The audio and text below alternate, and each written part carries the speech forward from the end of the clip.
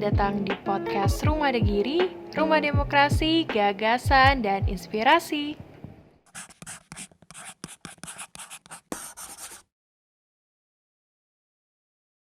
Halo teman-teman podcast Rumah Degiri, hari ini podcast Rumah Degiri kedatangan tamu yang sangat spesial yang berkunjung ke Banyuwangi khususnya dan Rumah Degiri, yaitu Wakil Wali Kota Semarang, Ibu Insinyur Hajah Hefearita G. Rahayu M.Sos. Halo Ibu.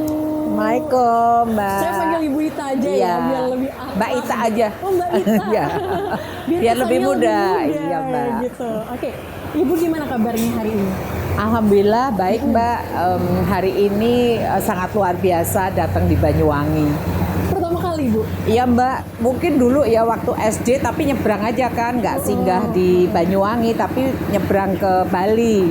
Dulu kan zamannya masih banyak karya wisata ya Mbak ya ke Bali gitu, naik bis rame-rame. Tapi sekali aja habis itu udah nggak pernah lagi. Iya. Gimana perasaannya datang ke Banyuwangi?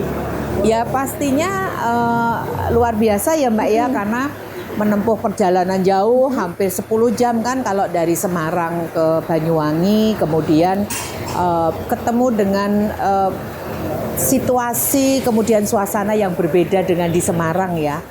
Karena kan kalau di Semarang ini kan ibu kota provinsi, kemudian sebuah kota gitu. Di sini berganti suasana, datang ke tempat yang juga luar biasa. Ibu tadi sempat makan makanan khas dari Banyuwangi nggak? Iya, tadi di sini di Rumah Degiri tadi. Ini kan ada namanya cucur, ada namanya lupis. Tapi mungkin kalau sebenarnya sih hampir sama ya.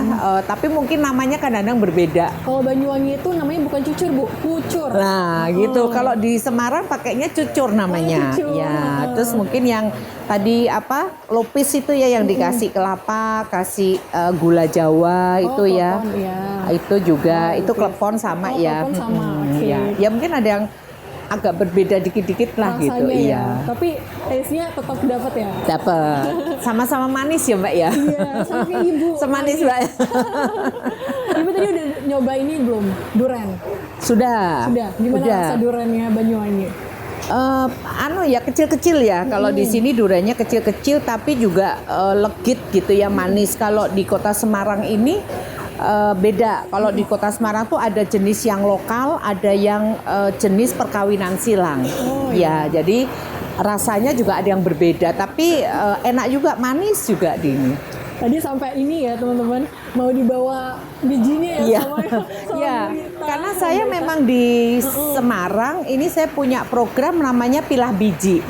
Jadi ada instruksi dari Ibu Presiden kelima, Ibu Hajah Megawati Soekarno Putri untuk melakukan pilah biji. Jadi biji saya yang bagus-bagus saya bersihkan, kemudian dijadikan benih unggul. Biji unggul, kemudian saya tanam di rumah, kemudian kalau nanti sudah tinggi gitu, kita okulasi dan kita bagikan kepada masyarakat. Luar biasa sekali. Kira-kira manfaat dari pilah biji itu apa sih Bu?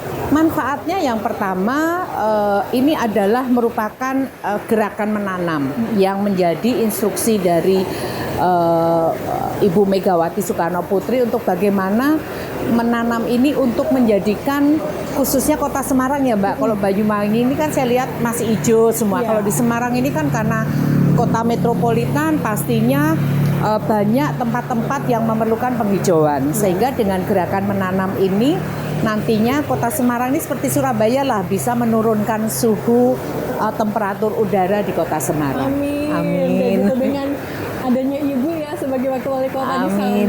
Iya. Tadi kita sempat ngobrol-ngobrol kan Bu soal program-programnya Ibu. Dan saya tertarik banget sama programnya Ibu yang Ibu bikin endorsan untuk UMKM tuh Bu. Gimana Bu? Bisa diceritain nih sama teman-teman? Ya, jadi teman-teman ini kan teman-teman pelaku usaha ya, utamanya UMKM ini kan di masa pandemi ini pasti yang terkena dampak. Jadi yang dulu orang kalau belanja beli ini kan tatap muka, kemudian bisa tawar-menawar gitu. Tapi dengan adanya pandemi Covid ini kan semuanya berubah.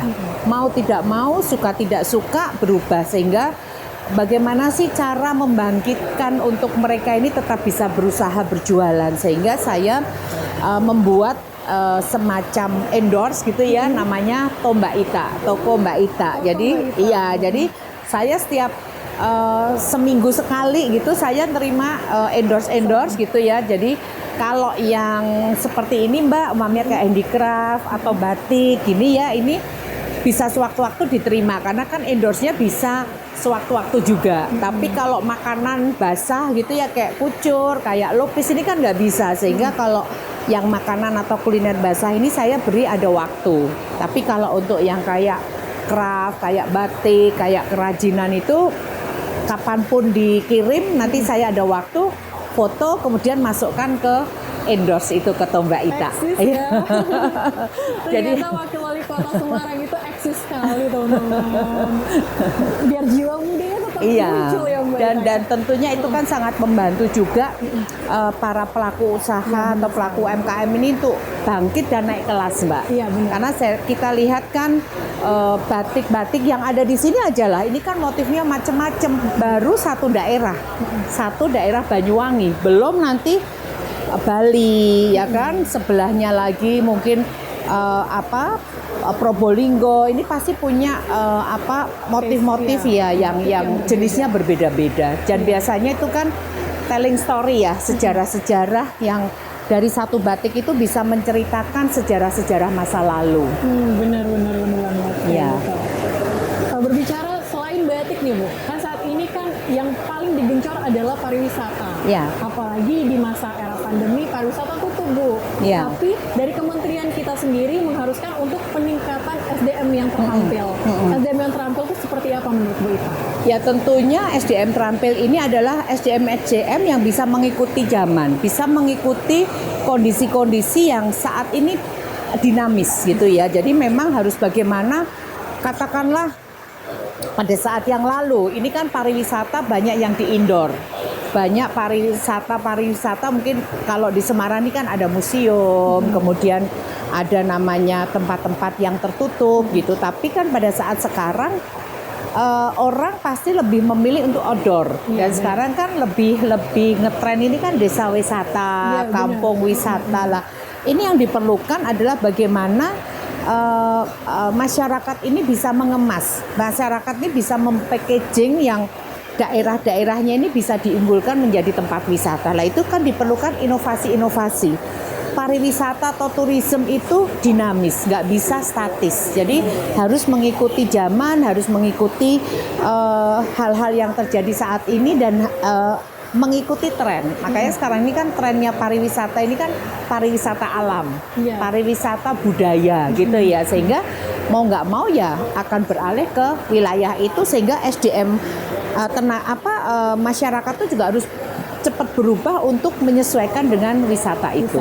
Benar banget. Jadi kita harus mengikuti tren ya Bu ya. Iya, betul. Jangan stuck di masa lalu. Iya, gitu. betul. Kayak Ibu ini kan sebagai perempuan yang hebat menurut saya Bu. Terima kasih Mbak. Sangat hebat karena bisa mewakili salah satu kaum perempuan untuk menjadi wakil wali kota Semarang. Kira-kira tips buat Ibu untuk wanita-wanita di luar sana yang saat ini merasa bahwa wanita itu bukan seorang pemimpin atau wanita itu pantasnya untuk tinggal di rumah dan diam di rumah. Ya sebenarnya kita ini kan harus bagaimana sekarang ini kan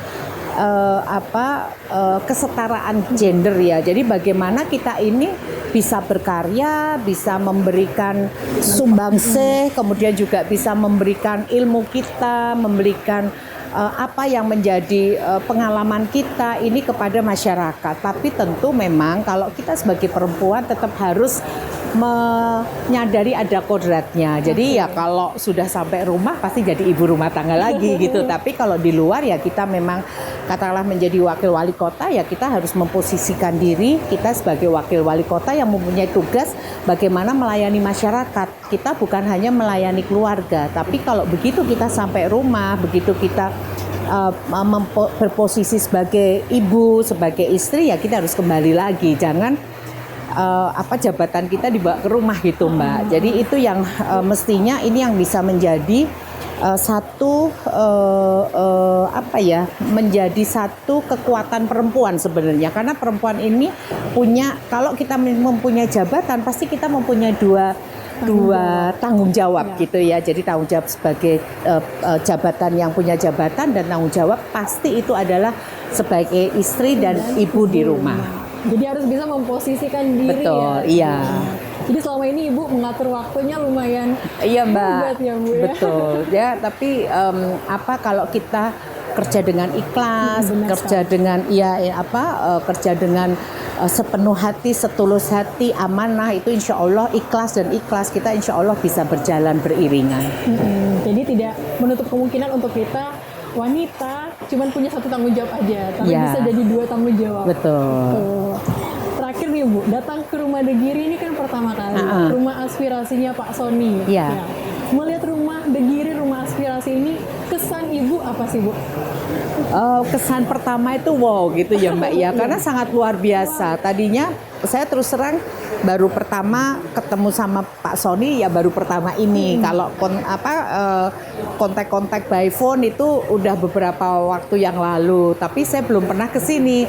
Waktu kemarin ditawari, saya pikir cuman hanya saya ada batik nih, saya ada kerajinan, tapi saya pikir cuman di display di satu ruangan kecil, tapi ternyata sangat luar biasa, dan batiknya juga sangat luar biasa, warnanya, motifnya, kemudian jenisnya ya. Jadi ada yang print, ada yang semi tulis, ada yang semi juga gitu, sehingga banyak orang melihat bahwa pemberdayaan masyarakat di Rumah De Giri ini sangat luar biasa, sehingga menjadi aspirasi di sini, dan tentunya ini Rumah De Giri ini bisa menjadi contoh untuk kita semuanya bahwa untuk menampung aspirasi itu tidak hanya lip service, tetapi nyata, dan ini ada di Rumah De Giri. Wah, luar biasa.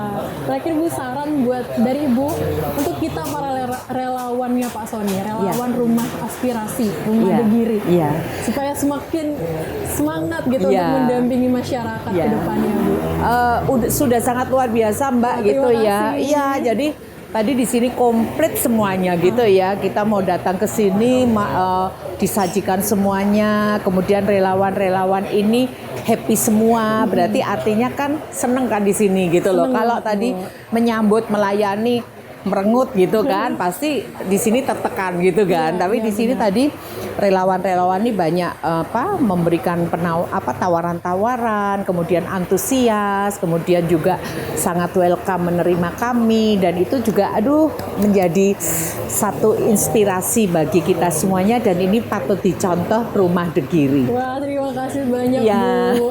Ini suatu kehormatan buat saya dan juga Rumah De Giri bisa podcast bareng Ibu. Mungkin kapan-kapan saya bisa main ke Semarang ya, main ke tempat Ibu ya. Iya, di Semarang nanti banyak Mbak.